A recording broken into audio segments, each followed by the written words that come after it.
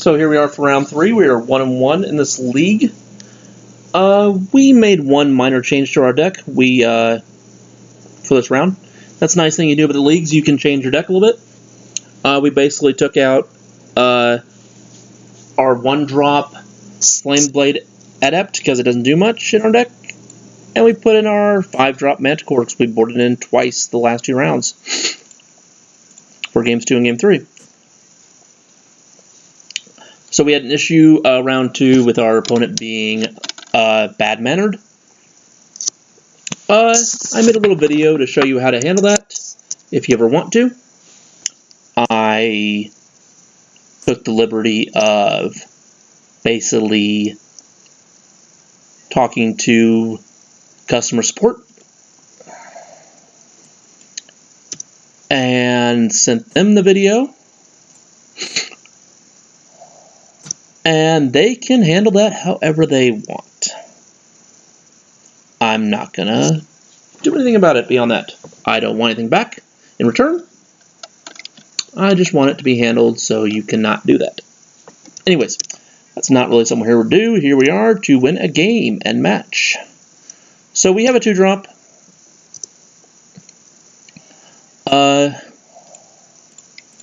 If he attacks next turn, we will trade. Pretty easy. Blinding Mummy is pretty good. It's better in black-white than it is in blue-white. However, all the embalms in the set are zombies, so that does get better in the late game. So if he attacks, I will definitely block. There's no really tricks in blue and white that will pump his guy. There is this resolve right here, which could be a factor, but that's fine. I'm not really worried about it. Ketra's Monument. Something we're going to have to sideboard for. We will definitely be bringing in our disenchant effect that cycles Forsaken something. I forget the name of it. It's pretty good. If we don't see that card, we will just cycle it and move on. But it's nice that we have that in our sideboard. I think we have 2 of those, and we'll definitely be bringing one of them in. If he shows us more artifacts and enchantments, we'll bring more in. Here's one of the best rares in the set for white. It's a 2-drop. It's a 3/1. It gets +1/+3 and lifelink until end of turn if you exert it. That is really pretty sweet. He also got the bonus off his monument for playing it, so it only cost him 1 white. He got to play 2 spells that turn. That was pretty strong turn for him. We can swing here and trade for his guys if we want to. We will also get our Nevcrop Entangler back. We also have an incentive because we have the Resolve. So we're going to exert our guy.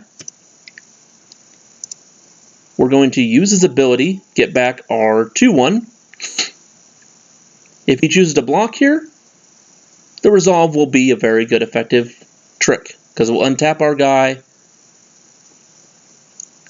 Here he's doing a block where he expects to get a 1/1 value.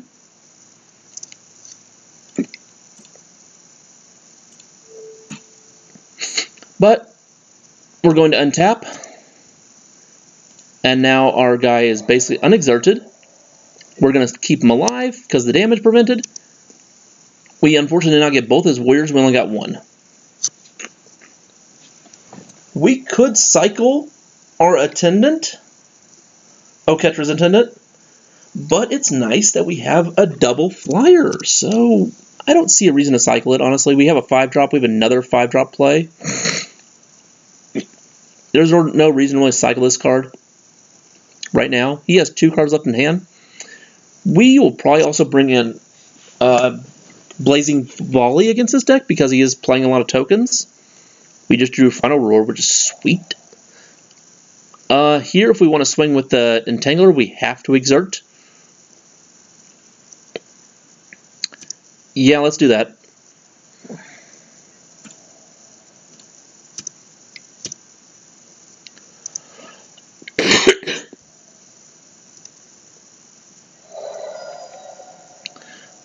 So Oketra Attendant here will probably slow down his attacking a little bit.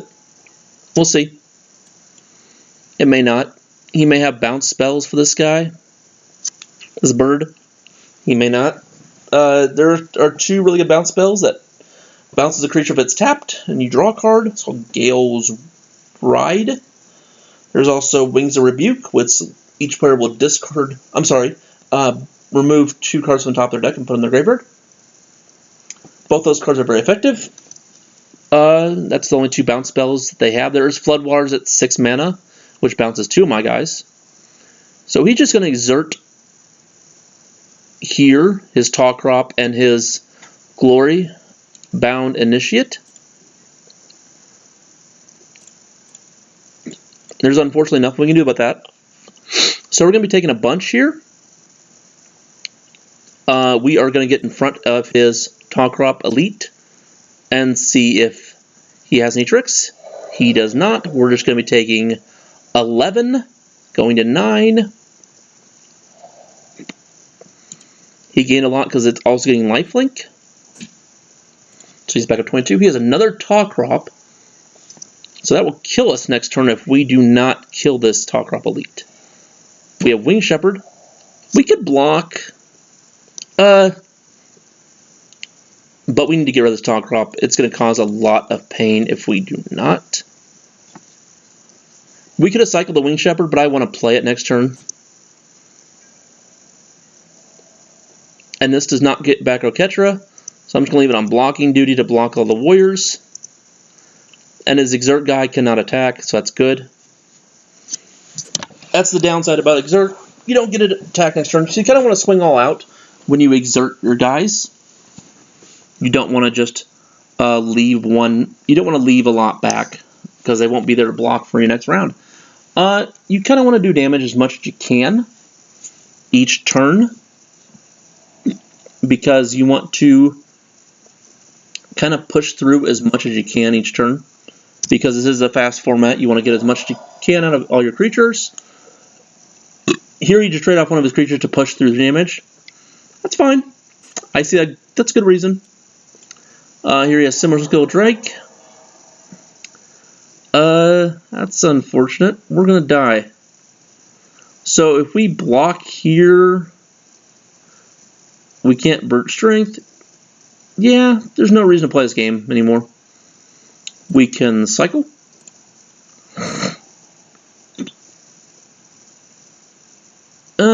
Not anything beneficial. Concede. I'm not going to bother pulling the trigger on anything we gotta do. I don't want to show you more cards in our hand. Game 2. We need to bring this in for sure. That artifact is getting a lot more use than it needs to get in this game. So we need to bring one of those in. Impeccable Timing is okay. Against Tall Crop Elite. It's also pretty good against his Glorybringer if he doesn't exert it. His Glory Bound Initiate, not Glorybringer. We have that. Winged Shepherd is kind of slow. We can also bring Blaze Volley to counteract his massive amounts of 1/1s tokens that he's gonna get. That's fine. What do we want to take out though? Brute Strength is fine to take out, honestly, as a combat trick. There we go. Game 2. The nice thing about Forsake, if we don't see his artifact, we can just cycle this if we need lands or if we don't see it. We can also just keep it for a while. Whenever we want to use it, it's instant. Blaze Volley, unfortunately, is a sorcery. But it only does it to the opponent. So we can keep all our guys who are one toughness still around afterwards. Yes, I would like to play first. Yes, I would like to keep this hand. This hand is awesome. As you can see, we drew our rare. We have all 3 of our colors. And we have a 2-drop. So we pretty much got everything we could ask for. Except for, like, I would take... No, actually, I would take this whole hand if I had a choice. This hand is perfectly fine. I don't need anything else. I would like a 3. I'll accept a 2. So here we have the option of Nevcrop or Duelist. I like Nevcrop because it'll push through more damage if KC plays a 2-drop. Duelist would also be a good option because it's a 2-mana, it's a 2-drop and a 3-drop if it dies. Him playing blue-white, he will not have much removal, so I'm not really too worried about that.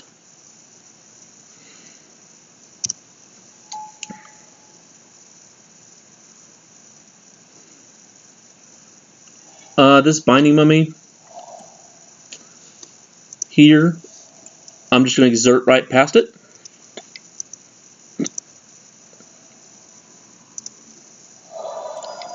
And then I'll bluff Magma Spray, even though we do actually have one. It's not a big deal. I would not shoot this creature if I had a chance to. It's not really that big of a deal in his deck. It's not really that good. If he decides to attack, I will block because it's another card we can play on next turn. Why not? It's gives us something to do with our mana next turn. So definitely. Once again. Oh well, our dude got tapped. So that's unfortunate. That's what the Binding Mummy does. He gets to tap creatures as long as zombies come into play. Can also tap artifacts as well. However, there's not really any artifacts in the set you want to tap. I don't know why that has that ability. Here we could cut ribbons on his those who serve. He's got a lot of other creatures I'd much rather use cut on than that creature. That's just a 2/4 gumming up the board. It's not really that big of a deal. We're going to Glorybringer down next turn. Probably knock out his Binding Mummy. We could also knock out his those to serve. Either one is perfectly fine. Here is his Monument. What we sideboard in for, we do not have the sideboard card, but that's fine. There is not a 1-mana blue trick in this set, so whenever they hold up a 1 blue, they're not bluffing anything, or nothing comes off that. So there's no 1 blue. They could cycle, though. So that is something to be a factor. Here we can exert. I don't know what I want to kill, so I'm just going to swing regularly. Kill the 2/4 because it gets in the way of all our guys. If he wishes to trade with Blinding Mummy, that's perfectly fine. He's on the back foot here, so probably will do a trade. He's behind on board and on lands, but we also went on the play, so that's why we're ahead really well. And we have that lovely Glorybringer, which we got in pack 2, which put us in red really well. We were not really red until then. Yeah, we had 1 red card of cut ribbons, but that's about it up until Glorybringer. We were green-white up until then. It's a nice thing about the set. You can definitely change your decisions pretty darn fast because the rares are pretty awesome if you open them. There are definitely some big bombs in this set. And this set is pretty bomb-oriented. Now here we could final reward his Tall Crop. I'd much rather just cut it in half.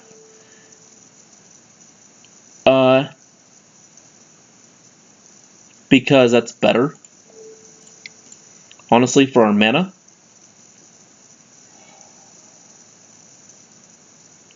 We could also have cycled the Winged Shepherd here, but we're really close to actually playing it, so I'd much rather just keep that open. We're going to play this Anointer Priest, and we're going to pass.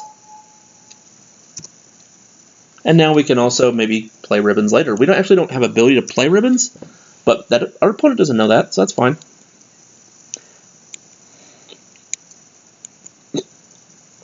His Warriors aren't doing much on this board right now. His Tall Crop is pretty much his game-breaking card in this game. And he's conceded. Alrighty, game 3. We could bring in another Forsake if we wanted to. He showed me a lot of flyers, so I'm going to bring back in the Winged Serpent, this Winged Shepherd, because he showed me a lot of flyers.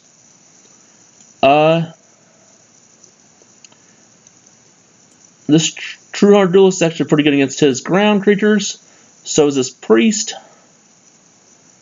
What do I want to take out here? The Manticore? Yeah, that seems pretty bad, this matchup. It's weird that we changed our deck, and then we're taking that out. But yeah, that's fine. The reason why we're taking that out is a 5-drop. We're putting in a 6-drop, and also because it doesn't really do much. We don't need the buff of extra damage it gives us in the late game at all. This is a very slow hand, but we do have 2 cyclers. We do have a trick to go along with the 2 cycling. So I'm perfectly fine keeping this hand. What kind of... Oh, he's just going to cycle and pass. Save time, that's fine. We appreciate that. Here we'll go and do it as well. Show him we both care. We both don't have a 1-drop, that's fine. There's not really a good blue 1-drop in this set. It's Slitherblade. You can get a lot of those and put a lot of cartouches on them and make them look cool. Not really that effective in this set, but they're fine. They were drafted a lot at the Pro Tour. The first draft, you got to watch the Pro Tour. A guy drafted like 4 or 5 of those and like 4 or 5 Sacred Cats, and then shoved a bunch of cartouches and Kopeshes on them, and then just turned them sideways and destroyed his opponent's 3-0. So that was a really good deck. Something you could do, but it isn't always that effective. Here's using a Seeker to draw and discard. It happens only when you play a non-creature spell, which he did. It's pretty sweet. Discarded Angler Drake. That's one of the best blue cards in the set. It turns my cards to my hand. So all these Embalms are tokens.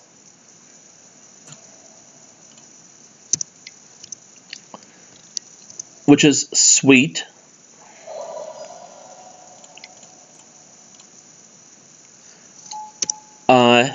In the sense that they will die to all these bounce spells.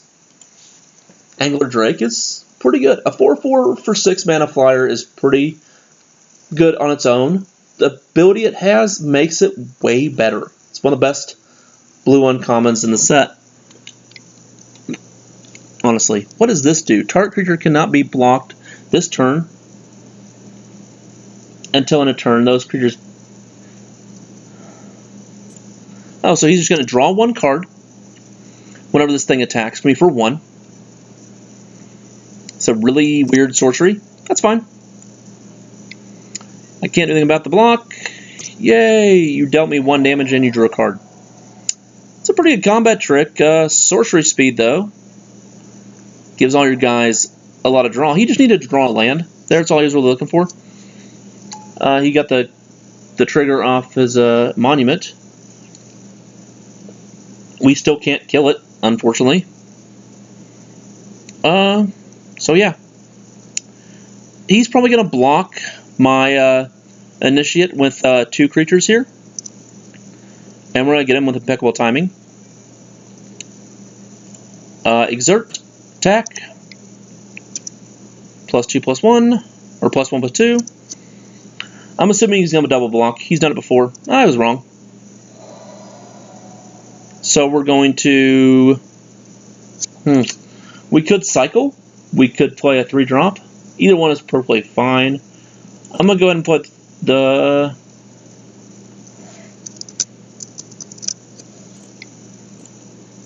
I don't know. I want to cycle here and try to hit a land. I did. Good. Now I can play the 3-drop. Instead of holding up impeccable timing and Magma Spray there, I want to try to get a land to try to advance my board a little bit more. So with 1 mana cyclers, that's really helpful. I like that. That really worked out well. It's why I like cycling a lot. It's why I think this is one of the best sets in a long time. Because of that, it makes it a lot better. Just because of that alone. Honestly, I wish we had more sets that had cycling. in the past.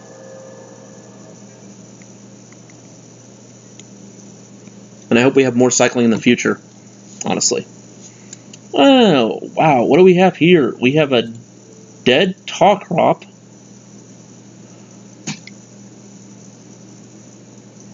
Elite.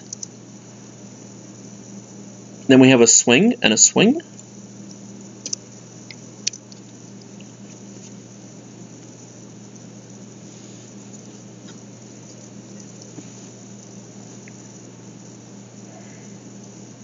So now he's going to make this trade.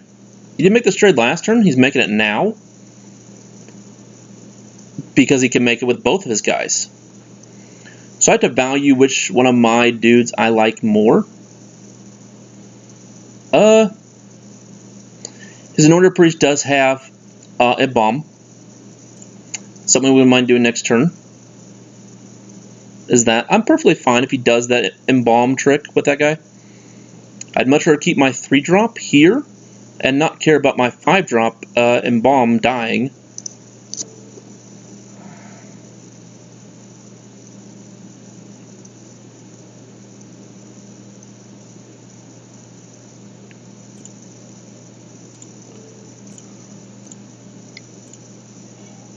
Alrighty, that's how we're going to do that. So we saved one of our guys there. We let our embalm creature die. We let his embalm creature die with the trick. We killed off all but one of his tokens. Pretty good turn for us, I thought. We used almost all our mana.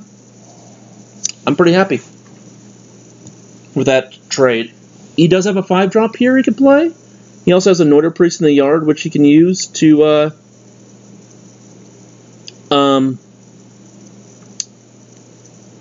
for the embalm if he wants to. Here he has another Tawkrop Elite. He's got like 5 of these things apparently. No, I'm just kidding. He's got 2 I know of. He missed a point of damage with Vigilance here. Cool. Totally happy about that. So we have options. We could play this 5-drop here from our graveyard, or we could play the 4-drop here from our hand. We can also cut and play a 2-drop. Those are our options here. We have to exert to get that guy through damage. This guy will just get blocked by 2 warriors, so we're not going to actually attack with him.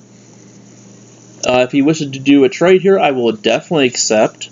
Seems great in our favor.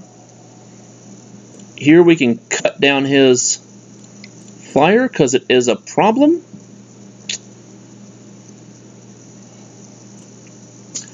And then play our Nevcrop Entangler afterwards. Tawkrop Elite is one of the best commons in white, so when you see it against you, definitely want to kill it. Yeah, I don't mind wasting a removal spell that's better against other creatures, because that card is really good. I was wrong. Here's a Vizier of Many Faces. So what this does is basically it copies any creature in play. I don't have that many good creatures, so it'll just be a 3/2. But the cool thing about it is it also has a bomb, so it will come back as a better creature next time. That is unfortunate. That is really good. I wish I had my Magma Spray still. I don't. Oh well. We're just going to keep turning our guys sideways. Sideways. We could swing for 3. And I'm going to.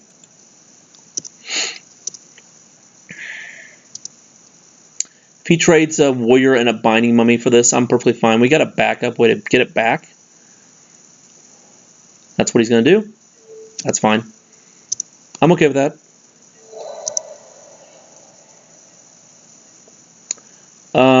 Here we can go ahead and play the Initiate out of the yard.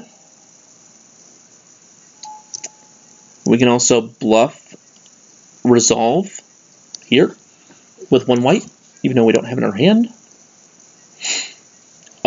He can get back his Anointed Priest, his Binding Mummy with this guy. Both seem great.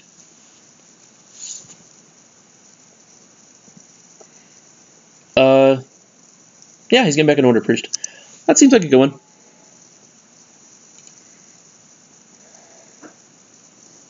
Whenever tokens are in the battlefield, you gain 1 life. He's gaining life all these tokens right here. So this Order Priest is actually really good in his deck. Because he's gained life off a lot of these warriors coming into play.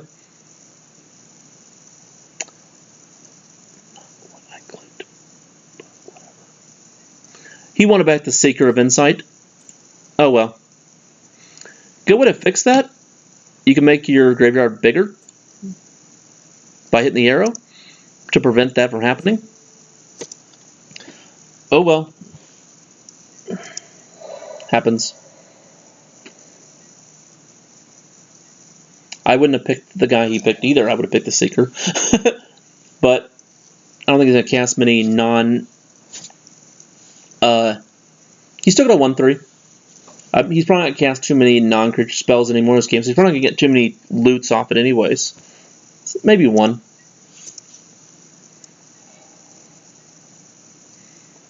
Here we got a Forsaken to kill off his his artifact. That'll be good. This will take 2 tokens for him to kill. This will also take 2 tokens. We can also get back our Nevcrop Entangler, which is what we're going to do with that.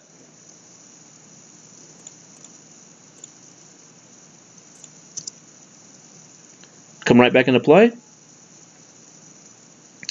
We'll probably lose at least 1 of our creatures here, maybe 2. For a lot of his tokens. That's fine. Not really worried about that. Depending on how he blocks here, we will see. He's probably going to kill off our 3/2. Devoted Cleric. Devoted Cropmate. No. I want to switch that block, thank you.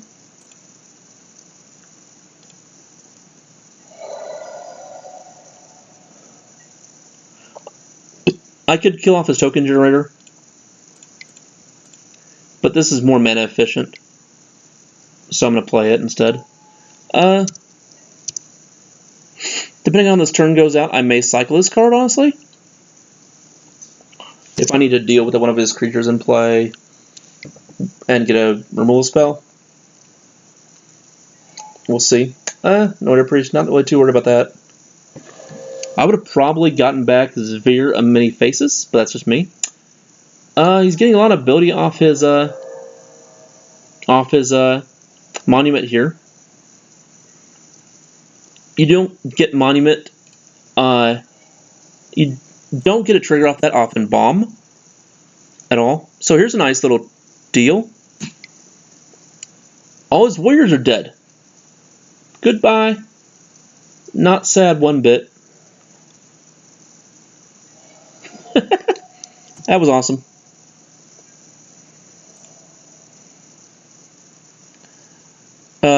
Because of that, we can swing with Nevcrop.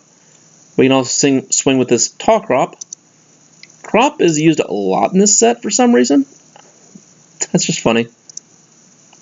Taking 4 here. He's at 5. We're going to go ahead and kill off his Monument and pass the turn.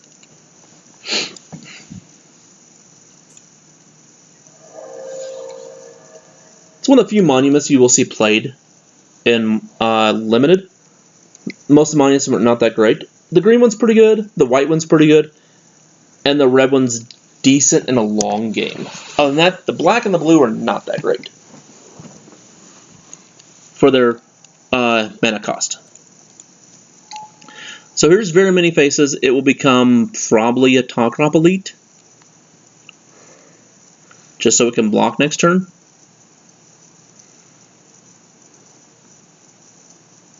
Would be my guess.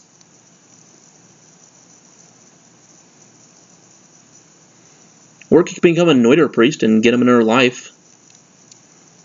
That'd be something I could see him doing either of those 2 cards, honestly. Okay, Tall Crop it is. Getting another life off the Priest. That thing is a beast in his deck. For being a 1/3, that has gained him quite a bit of life.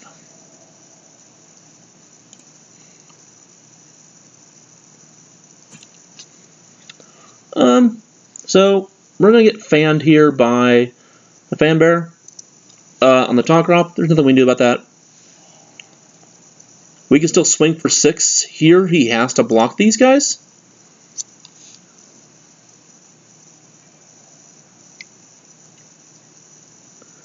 Yep. Exert. Exert both of them so they get through the priest. They'll have to block at least one with the priest.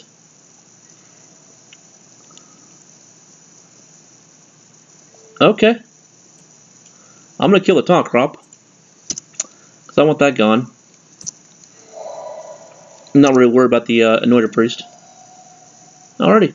We don't have a reason to play our land. I don't think we have any more Embalms in our graveyard. Nope. Okay. This card was really good in this game, and I'm happy we brought it in. There's another Anointed Priest. They have really been annoying, to say the least. The Fan Bear's going to do a little bit of work here on the Top Crop, unfortunately, this game.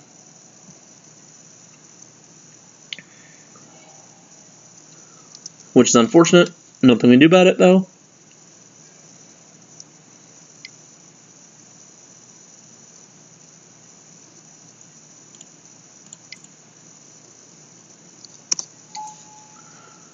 We will get another attack this turn. And we get to exert both our guys again.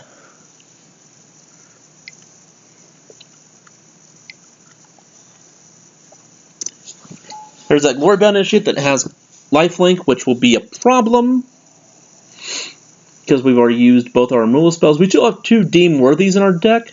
Or sorry, Final Rewards. I'd love to have 2 Deem Worthies, but we got Final Rewards instead.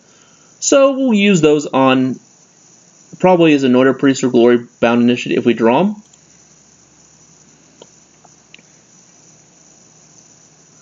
He's just going to keep fanning our Top Crop, which I definitely recommend. We have to exert to do damage and break through his priests. He has to block each of the creatures with his priests. So we're just going to kill them both off. That's good.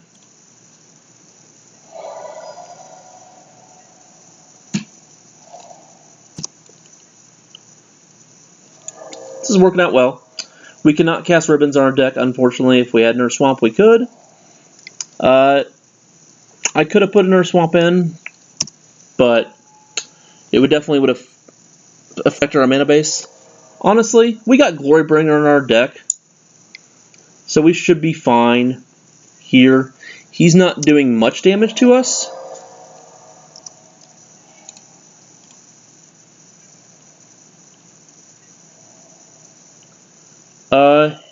Don't know why he didn't tap our guy, but thank you.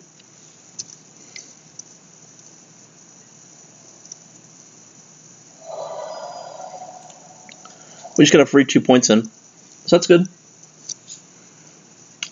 Yeah, I don't know why he didn't tap our fan down our Top Crop there. We thought we wouldn't attack? I'm pretty sure we would have. We are the aggressor here still, because his Glorybound is only gaining life when it exerts. We've also drawn a buttload of lands at the end.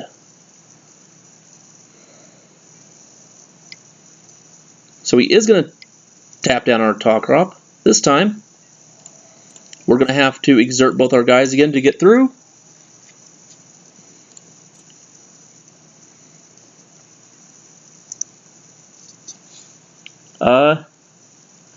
He's going to have to block at least 1. Should block 2.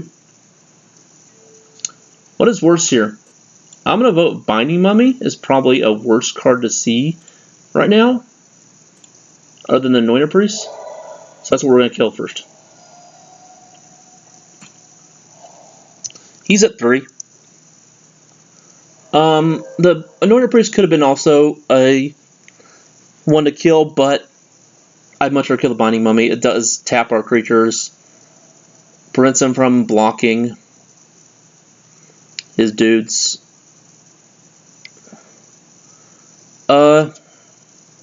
Wish we had a card here to get him, because we would kill him on the backswing if we draw a Glorybringer.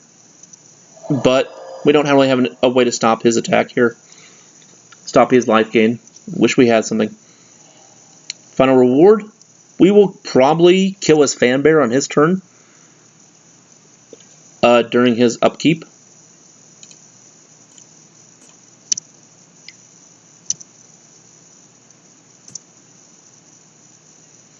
We could also maybe kill the Glory-bound Initiate. Which one's more problematic? The Glory-bound's doing a lot of work.